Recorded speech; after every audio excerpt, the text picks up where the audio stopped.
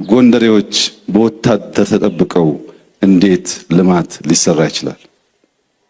ባዕድ ሳይሆን ባላገሮች ባለቤቶች ከአንድ ሰፈር ተንቀሳቅሰው የሀገራቸውን ልማት ማየት ማገዝ እንዲችሉ ሰላም ያስፈልጋል።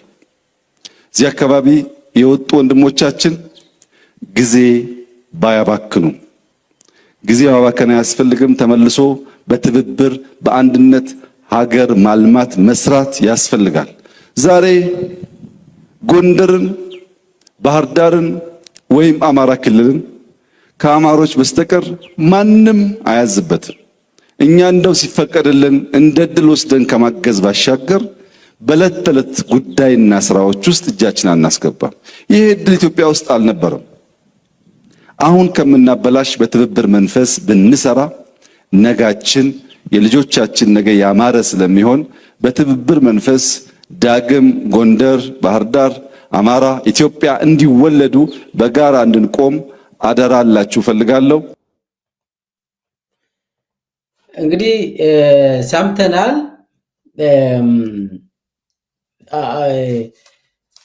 ትንሽ ይሄ ነገር አማራ ክልል ማን ነው እየገዛ ያለው? ፕሮፌሰር ሕዝቅኤል በአብይ ንግግር ያው ሰምተናል። ጎንደር እዛ ጎርጎራ ከዛ ጀምሮ እስከ ላይ ድረስ የአማራ ልጆች ናቸው እየገዙ ያሉት አለ። አማራ ክልልን ጎንደርን እየገዛ ያለው ማን ነው? ከዛን ጀምር እርግጡን ተነጋግረን። የጎንደር ፋኖዎች ልክን ነው። እውነቱን እኮ ነው ያለው። አማራን እያስተዳደረ አይደለም። አማራ ክልልን ብዙ የፋኖ ልጆች አሉ። አብዛኛውን የሚያስተዳድሩት ትክክል ነው፣ የአማራ ልጆች ናቸው። እሱን ለማለት ከፈለገ እነሱ ናቸው የሚያስተዳድሩት። እሱ ያስተዳደረ አይደለም። ምክንያቱም ከጎንደር ጎርጎራ መሄድ የሚችለው ታጅቦ ከላይም በአውሮፕላንም በድሮንም በምን ካልታጀበ አይሄድም። ለምን? እያስተዳደርኩት አይደለም ነው አይደለም። አንድ የኢትዮጵያ የብልጽግና ፓርቲ ሊቀመንበር ወይም ፕሬዚደንት ሳያውቁት እውነት ሲናገሩ ይታወቃሉ ብዙ ጊዜ እና ሳያውቁት ያፈተልካል ከአፋቸው። አማርኛ ቋንቋን አጠናቀው ይችላሉ መናገር፣ ከዛ ውጭ ብዙ ቋንቋ አይችሉም። ኦሮምኛ ሲናገሩም ሰምቻለሁ፣ አፋን ኦሮሞ ሲናገሩ ሰምቻለሁ፣ እንግሊዝኛም ሲናገሩ ሰምቻለሁ። ይቸግራቸዋል። አማርኛን ግን ጠቅቀው ነው የሚናገሩት። ሂሳብም ብዙ ይቸግራቸዋል። ፐርሰንትና እጥፍ ምናምን የሚባለው ነገር ብዙም ልዩነት የለውም ለሳቸው። ሰላም ያስፈልጋል፣ ትብብር አንድነት ያስፈልጋል እና ጊዜ አታባክኑ ብለው በተናገሩበት አንደበታቸው ነጋችንን ብናሳምር ይሻላል ባሉት አማራን የሚያስተዳድረው አማራ ነው። ስለዚህ የፋኖዎች እና የአማራ ክልል በድፍን እሱ ስልጣን ላይ ከወጣበት ጊዜ ጀምሮ ሲጠይቁት የነበረውን አልሰማም ማለት ነው። የአማራ ክልል አንዱ ጥያቄ እኮ ራሳችንን በራሳችን እናስተዳድር ነው። ለዚህ ነው የሚታገሉት፣ ለዚህ ነው የሚሞቱት። ለዚህም ደግሞ እየቀናቸው ያለው ህዝቡ ስለሚደግፋቸው፣ የህዝቡ ከዋስ ስለሆነ ራሱን ማስተዳደር። አሁን እኚህ ሰውዬ አማራ ራሱን አስተዳደረ ብለው የሚናገሩት የአማራ ክልል በኢህአዴግ ጊዜ ብዙ ፕሬዚደንቶች ነበሩት። አንድ ሁለት ፕሬዚደንቶች ናቸው ትዝ የሚሉኝ እኔ። አንድ ጎበዜ የሚባሉት እዚህ ይለኛል። ከዛ በኋላ ደግሞ አቶ ገዱ ለረጅም ጊዜ ነበሩ እና ቆይተውበት ተስማምተው ድምፃቸው ሳይሰማ በአማራ ክልል ብዙ ስራ ሲሰሩ እንደነበረ፣ በመሰረተ ልማት በኩል ሲሰሩ እንደነበረ የታወቀ ነው። አማራ ክልል እኚህ ሰውዬ ከመጡበት ጊዜ ጀምሮ ለሳቸው የሚያጎበድድ ሰው እስኪያገኙ ድረስ 6 ጊዜ ነው የለወጡት። 6 ይሆናል። አንዱን ገለው ሌላውን አጋለው መሪ ሊሆኑ ይችላሉ። በአማራ ክልል የሚባሉትን አማራ ክልል የሚፈልጋቸው እኔ ባልስማማ ከሰዎቹ ንግግር ጋር አማራ ክልል ሰው ግን የሚፈልጋቸው የተገደሉ እና የተገዳደሉ ስንትና ስንት ሆነው እያሉ ዛሬ በአይናችን የምናየው የአማራ ክልልን የሚያስተዳድሩት ቅድም እንደ ቀልድ ያልኩት ነገር አለ። ነገር ግን እውነቱን ለመናገር ከሆነ የአማራ ክልልን የሚያስተዳድረው በማስተዳደር ደረጃ ነው ማለት ቢሮ ውስጥ የመቀመጥን ጉዳይ አይደለም። ቢሮ ውስጥ የሚቀመጡት የአብይ አማሮች ናቸው። እሱ አሉ እነሱ። ነገር ግን የሚያስተዳድሩት ጀነራሎች ናቸው።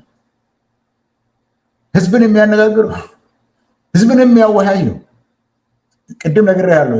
ስማቸውን እንኳን የማናውቃቸው የነበሩ አሁን ግን ስማቸውን ጀነራሎችን እነግርሃለሁ። የምስራቅ እዝ አዛዥ ጎጃምን የሚያስተዳድረው ምስራቅ እዝ የሆነው ምስራቅ እዝ ላይ መቀመጥን ትቶ ጎጃም ውስጥ ከከተመ ስንት ዓመቱ ነው? መሐመድ ተሰማ በሚባል ሌተናንት ጀነራል ነው የሚመራው ጎጃም ውስጥ። ሰሜን ምዕራብ የነበረው ብርሃኑ በቀለ የሚባል አናዘር ሌተናንት ጀነራል ነው የሚያስተዳድረው።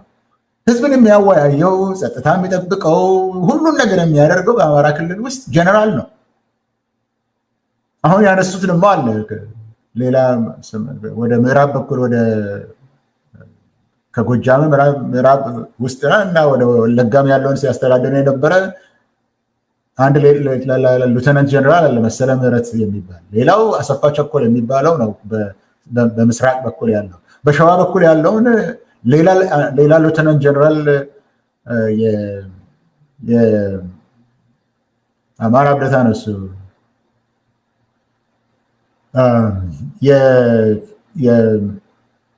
የስፔሻል ፎርስስ አዛዥ የሆነው ሹማ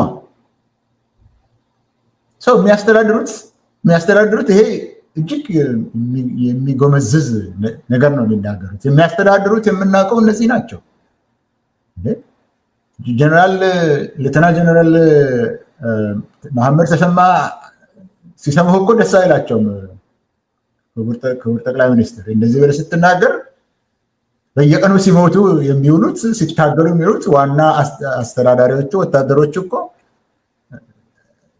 በጎ አድርገው አይቀበሉትም አንተ አሁን የምትለውን ነገር።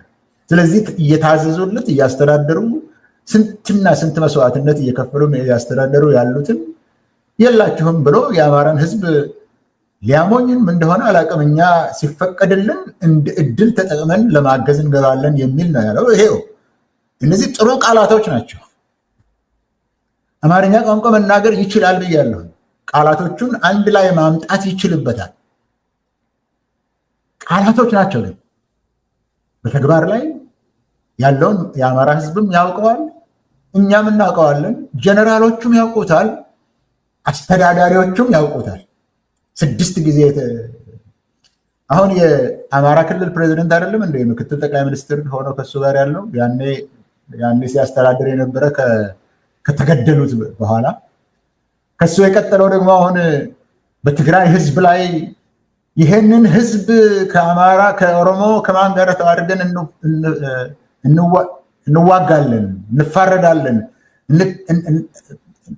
ያልተጠቀመው ቃል የለውም። እዛ አማራ ክልል ፕሬዚደንት በነበረ ጊዜ አማራን ከትግራይ ጋር እንዲያጣላ ያደረገው በዚህም ደግሞ ሽልማት የተሰጠውና የፌዴሬሽን ምክር ቤት አፈጉባኤ የሆነው አብሮ ሄዶ ትናንትና ለዚህ እኮ ነው አሳፋሪ። እሱ ብቻ የሚናገር ሳይሆን አሳፋሪ ሰዎች የአሳፋሪዎች ስብስብ በሆኑ ለእኔ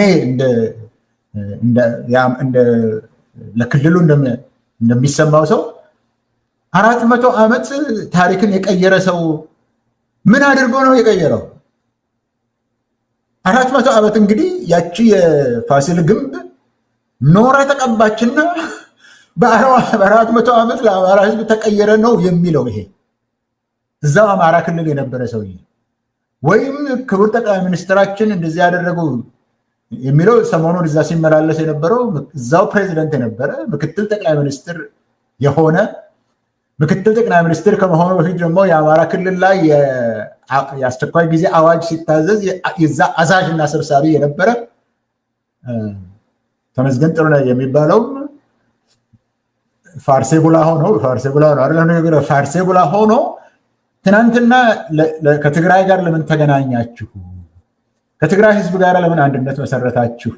የአማራ ህዝብ ድፍኑ ተላላኪ ነው ያለው ሰውዬ ድፍን አማራ ህዝብን ተላላኪ ነው ያለው ሰውዬ እሱ ነው የሚያስተዳድር ለማለት ነው። አሁን እነዚህ የጠቀስኳቸው ናቸው ማለት የሚያስተዳድሩት እነዚህ